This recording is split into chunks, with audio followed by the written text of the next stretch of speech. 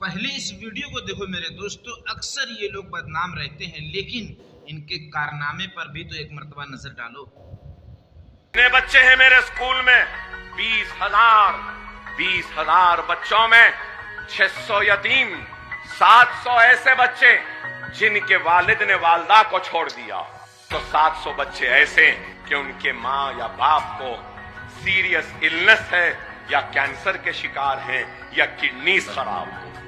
رمضان کے مہینے میں ایک نئی چیز میرے سامنے آئی، اس پر بھی کام کر رہا۔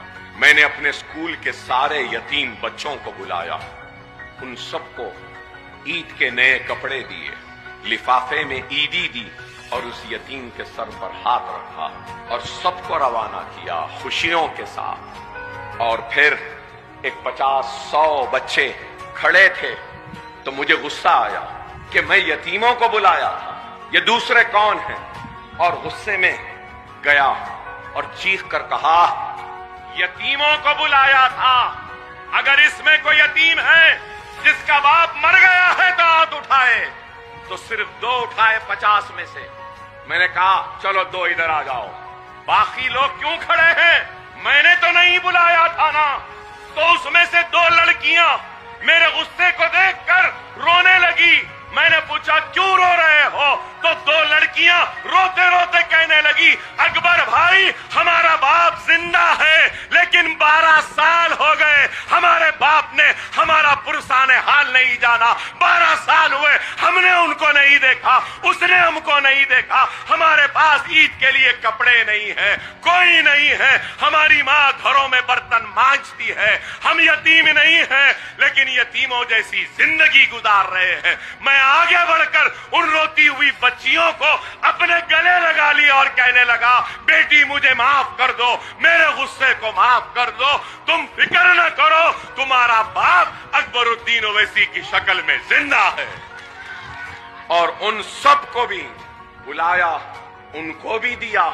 ان کو دینے کے بعد جب ان سے عید ملنے کے لیے گیا تو اور ایک چیز سامنے آئی، شاید کرنے والوں کے سامنے ہی آتا، جس سے کرانا ہے اللہ دکھاتا۔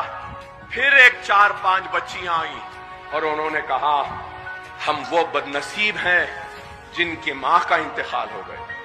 میں نے حیرت سے دیکھا تو ان لڑکیوں نے کہا، اکبر بھائی ہماری ماں نہیں ہے، اور ہمارے ماں کے انتقال کے 15 روز میں ہی ہماری والد نے دوسری شادی کر لی۔ ہماری سوتیلی ماں ہمارا خیال نہیں رکھتی، 2 مہینے چچا کے پاس، 3 مہینے نانی کے پاس، پھر 2 مہینے ماموں کے پاس، تو پھر 4 مہینے خالہ کے پاس۔ یوں ہی زندگی گزر جاتی ہے۔ آپ کی مہربانی کہ ہم کو فری تعلیم مل رہی ہے، لیکن اکبر بھائی ہم گھر کے نوکروں سے بدتر زندگی گزار رہے ہیں۔ سارا گھر کا کام کرواتے ہیں، پوچھا مارنے لگاتے ہیں، جھاڑو مارنے لگاتے ہیں، ہر لمحے پر ہم کو ہماری ماں یاد آتی ہے۔ تو میں نے اسی وقت ان بچیوں کے سر پر ہاتھ رکھ کر یہ فیصلہ کیا کہ ایسے بچیاں اور ایسے بچے جتنے ہیں جن کی ماں کا انتقال ہوا ہے اور ان کا باپ شادی کر لیا، یہ بچے گھروں میں کام کر رہے ہیں، ان کے رہنے کا کھانے کا انتظام میں کروں گا اور ایک عمارت بنا رہا ہوں جہاں ایسے بچوں کی پرورش ہو۔ میرے دوستو، ویسے تو ایسا جنون اور جذبہ ہر کسی کا ہونا چاہیے، اس لیے کہ ہم ایک دوسرے کے مددگار بنائے گئے ہیں، اور ایک انسان کا دکھ ساری انسانیت کا دکھ ہے۔ لیکن میرے دوستو، اگر کچھ لوگ بھی ایسے ہو جائیں، آج 150 اگر جیب سے نکالنا پڑتا ہے تو کتنا بھاری پڑتا ہے۔ اور ہماری یہ بھائی نے کتنا بڑا کام انجام دیا، کتنا بڑا کارنامہ انجام دیا میرے دوستو۔ کیسے تنگ دست لوگ کو، غریب مسکین کو، بے بس لوگ کو اور بے کس لوگ کو کیسے یہ سہارا بنے ہوئے ہیں اور کتنی مدد کر رہے ہیں۔